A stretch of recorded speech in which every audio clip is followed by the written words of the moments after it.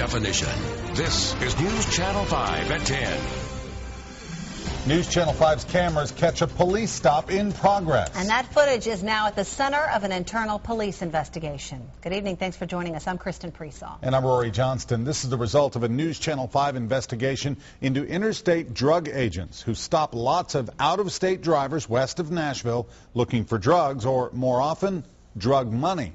Tonight, as a result of video you're about to see, the head of one of those agencies tells News Channel 5's chief investigative reporter Phil Williams he wants to make sure all of those stops are legal.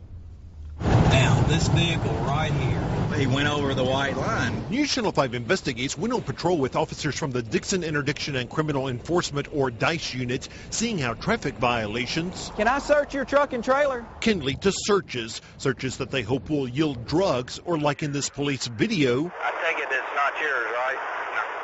a stash of more than $200,000 of suspected drug money. This officer says the traffic stop is key. We were not allowed to pull over anybody just for the sake of pulling them over. Every time they stop somebody, it's a legal traffic stop. Dixon Police Chief Ricky Chandler serves on the board of DICE and the 23rd Judicial District Drug Task Force, both of which patrol a 50-mile stretch of I-40 west of Nashville. On this day, DICE had 3 vehicles pulled over, one right after another. It's got to be a legitimate, lawful stop to do that. But News Channel 5 Investigates was also watching from Sky 5 and had questions about this stop where a supervisor from the 23rd pulled over 2 Hispanic men in an SUV with Texas plates. Hey, the reason why I stopped you was you're coming outside your lane of travel. I don't know if you're getting sleepy or you're not drinking, or you know. So what was the reason for the stop?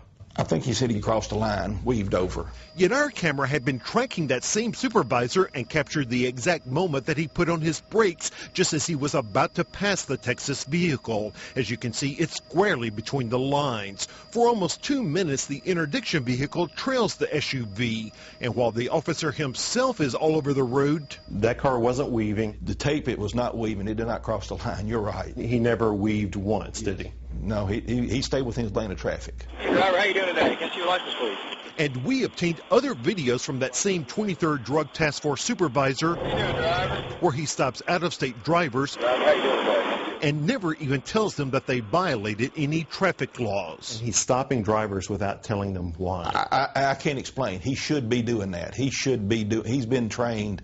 He knows how to do that, and he should be doing that. Still, neither of the agencies operating in the Dixon area have their cameras set to record the traffic violations that make the stops legal. From their perspective, I don't know how it would benefit them to record that. Nashville attorney Dominic Leonardo says a defense lawyer could use such video to fight a case, but without it, it's the out-of-state driver's word against the word of a sworn police officer. If you have no other evidence there, then chances are that the person who's hearing this case over the seizure of money or the criminal aspect, if there is charges brought, the police officer is going to win. Then after the traffic stop comes the part where if officers have suspicions, even if they do not have a legal reason to search, they can still try to persuade the driver to let them search. Take, for example, this stop where an out-of-state driver was detained for more than 20 minutes while agents from the 23rd searched his car. This is a very fine line between a good stop with maybe a bus to it or a perfectly legit guy in a complaint.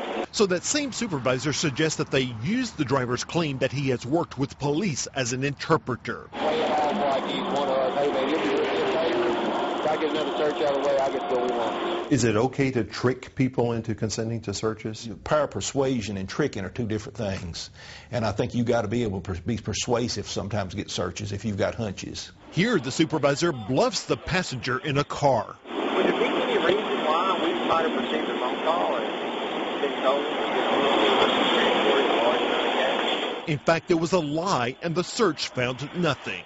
You all are pulling lots of people off the interstate. Is there any part of that that bothers you? No, as long as it's a legal traffic stop. And that's where the chief says it's his turn to investigate. Rest assured, if I can get a copy of this tape, it will be looked into. That doesn't look good at all. Phil Williams, News Channel 5 Investigates.